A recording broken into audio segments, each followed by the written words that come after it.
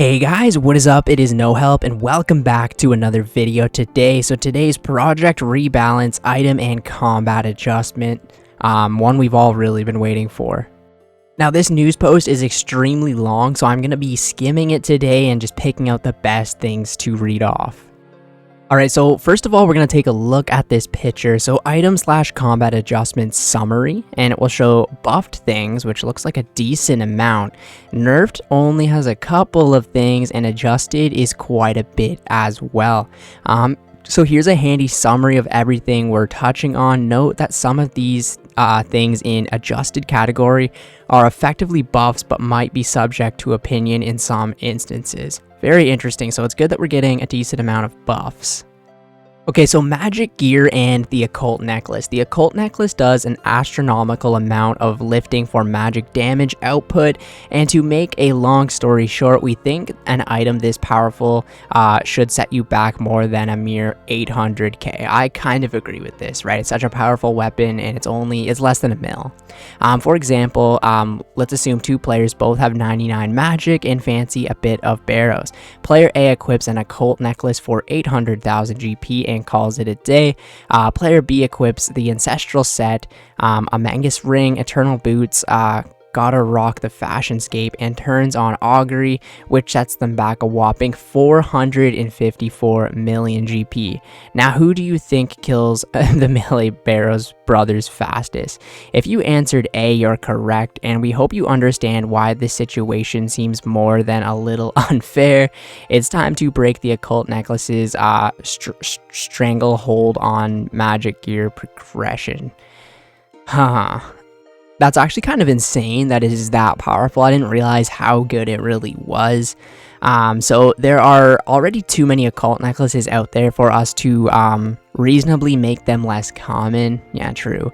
Making them harder to get will just punish iron players who have to climb all the way to 93 Slayer for this all-important unlock. In addition, the occult necklace is so powerful that gear upgrades become less exciting by comparison. It makes sense, right? So like, it's just so good that any other thing doesn't seem as big of an increase compared to the regular occult necklace.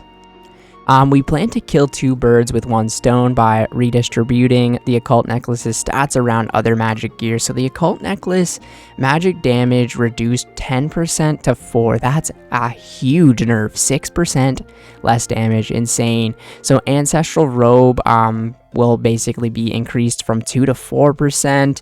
Virtus will be increased 1 to 2%. Infinity robes will be increased from 0 to 1%. The wilderness robe 0 to 1% as well. Third age 0 to 1%. Augury magic damage while active increased from 0 to 4. Okay, so I mean that's really good actually. So augury got a huge increase there, but it'll end up being around the same because, you know, the occult necklace is so weakened now. That's a very interesting it's very cool that they're doing this, but at the same time it's like, you know what I mean, I use the occult necklace so much. So the Soulreaper axe, moving swiftly onto this hard-hitting slash weapon, capable of dishing out some serious damage if you're willing to go through the frustrating process of bringing out its true potential. We don't plan to increase the Soulreaper's damage directly. Here's what we'll be doing instead. Stacks will no longer be lost instantly upon switching a weapon. Stacks will start decrementing after 20 ticks, 12 seconds, without attacking up to 10 ticks. When stacks naturally degrade, they'll heal you for the damage you took while building those stacks. Effectively, we're making stacks easier to maintain and removing the overly punishing stack drain when switching weapons. This does indirectly buff the Soulreaper's damage output, but it also means you'll no longer run out of stacks while waiting during intermission phases in some boss fights, such as Verzik transition between phase 2 and 3. So that's cool that they're basically buffing this weapon without actually giving it more damage. They're just making the mechanics of it a lot more quality of life. So the Elder Maul, This thunderous crush weapon is a mega rare drop from the Chambers of Xeric, but its PvM use cases are few and far between, bearing a brief moment in the sun when you all discovered the 1-0 method for taking down the Great Alm's melee hand. That's what I do. It's hard to bring a slow, hard-hitting weapon in line with other main hand options because our combat system rewards speed. 5-tick weapons like the Scythe of Vitter and the Twisted Bow do a fantastic job, but even slower 6-tick weapons require a max hit that would level half of Varrock. Interesting. So what makes the Elder Maul great is that feeling of bringing this behemoth weapon down on an opponent and softening them up for the future blows. While they're still reeling from the impact initially, we thought about shaving off a little defense for each swing, but struggled to get it into place where it wasn't either totally broken or outperformed by the Dragon Warhammer. Instead, we're giving it a special attack worth 50% of special attack energy, which reduces your target's defense by 35%. That's actually very cool. So if you did say take this into the Chambers of Xeric, you could use this weapon instead of actually bringing Dragon Warhammer, you know what I mean? So yeah, this makes it a better defense reduction option than the Dragon Warhammer and also frees up an inventory slot, literally what I just said. So yeah, I actually kind of want to get this item now. Inquisitor Armor and the Inquisitor's Mace. The Inquisitor Armor set and Mace are a crushed focus set dropped by the Nightmare and the Fasani's Nightmare. Each piece of the armor set boosts your damage and accuracy by 0.5% when equipped, with an additional 1% for the full set, totaling a 2.5% increase in both damage and accuracy.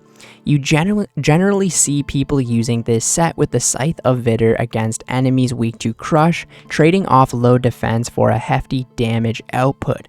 But where's the Mace? While the Mace is a strong weapon, it's staggeringly expensive at more than 275 million GP, and its damage output simply doesn't make up for the cost. You'll hear later about how we plan to adjust the Nightmare's drop rates to make her uniques more obtainable, but for now, here's how we're giving the Mace some extra juice. While using the Inquisitor's Mace, damage and accuracy bonuses from the Inquisitor's armor, including the set effect bonus, is tripled. In the full set with the Mace, the bonuses increase from 2.5 to 7.5% total damage and accuracy. That is huge. A triple. They're literally tripling it. That's amazing, man. The Voidwaker. When we first said this crazy consistent special attack weapon was on the table for Project Rebalance, we said we wanted to tweak it because completely bypassing accuracy checks in the combat could become a limiter for future spec DPS weapons. So although we're still presenting our proposed changes today, we're aware that this is something many of you have spoken out against, and we will continue to bear your feedback in mind. So our proposal looks like this: adjust the Voidwaker's special attack so that it no longer ignores accuracy, but instead rolls with a plus 200% increased accuracy and rolls against your target's slash or magic defense, depending on which is lower. This means that the special attack still rolls with triple accuracy and picks the lowest of two values so that you always have the best odds of hitting. It fits nicely with the Voidwaker's melee, but magic identity. It also keeps it an incredibly consistent choice in both PvM and PvP scenarios without being so consistent that it bypasses one of our main balancing levers. We're especially keen for your thoughts on this one, so get in touch and let us know. That's cool. The Ancient Godsword. This Cerosian spin on the classic melee weapon is designed from the ground up for PvP, although it does see some use in PvM, especially against slash-weak monsters where long trips are preferred. It's all about outlasting your opponent while still packing a punch. Its special attack, Blood Sacrifice, increases your max hit by 10%, and upon a successful hit, marks your target. If they don't move at least 5 tiles away after 8 ticks, they'll take 25 magic damage and you'll heal for the same amount of HP.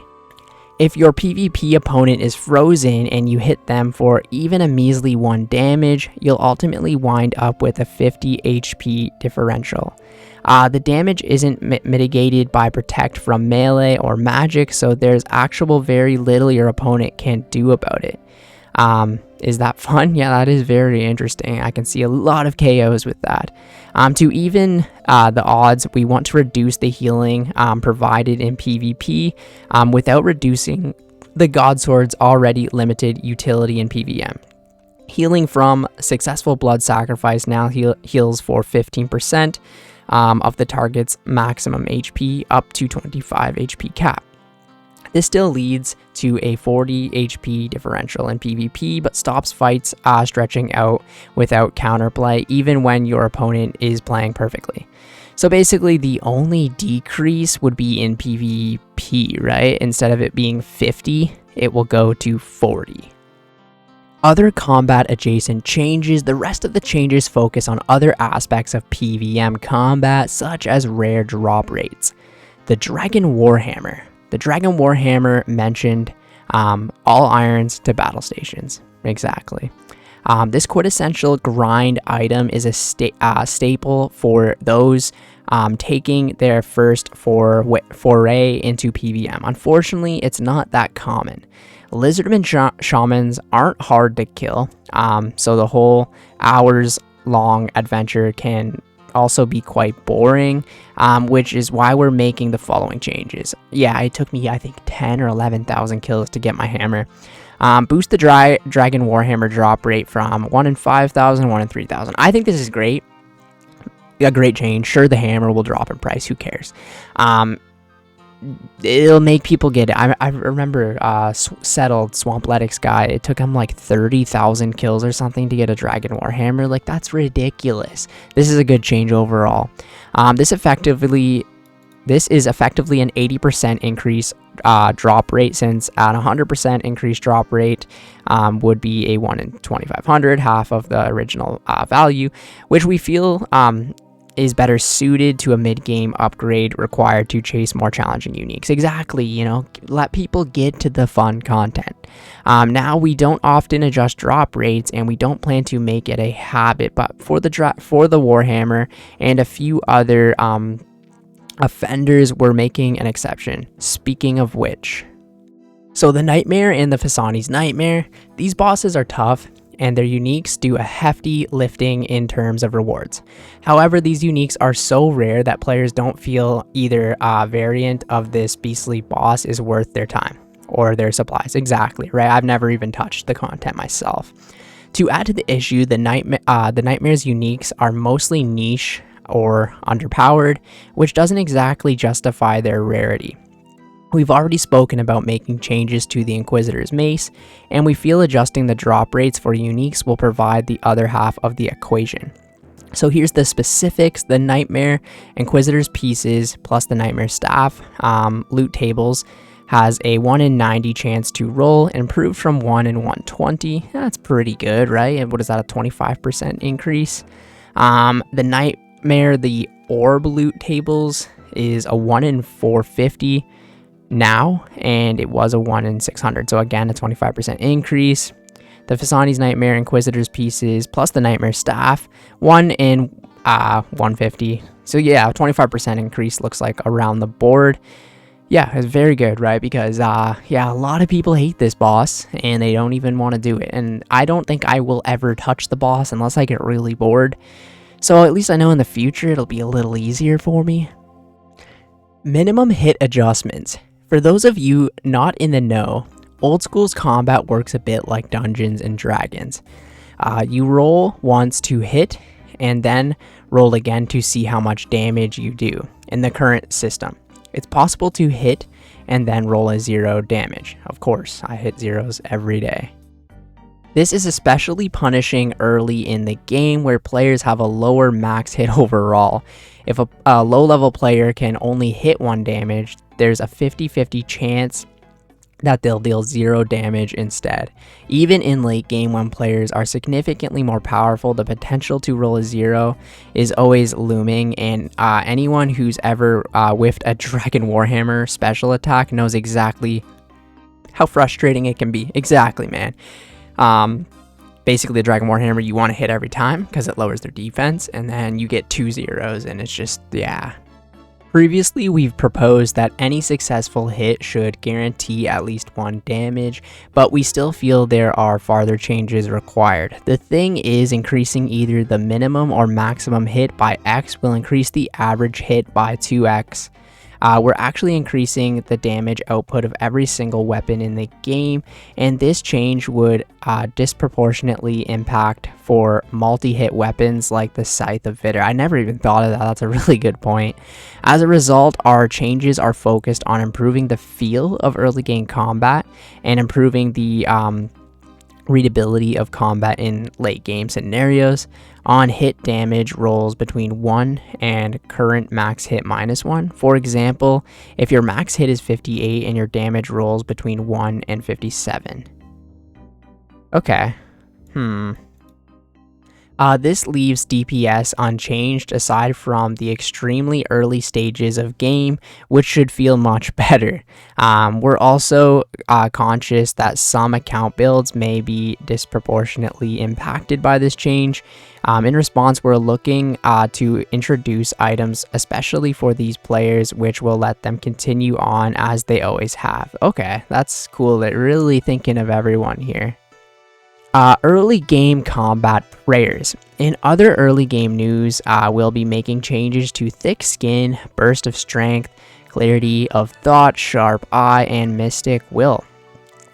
They may look like the names you came up with for the band you always wanted to start in high school, but they're actually the first tier of prayers players unlock.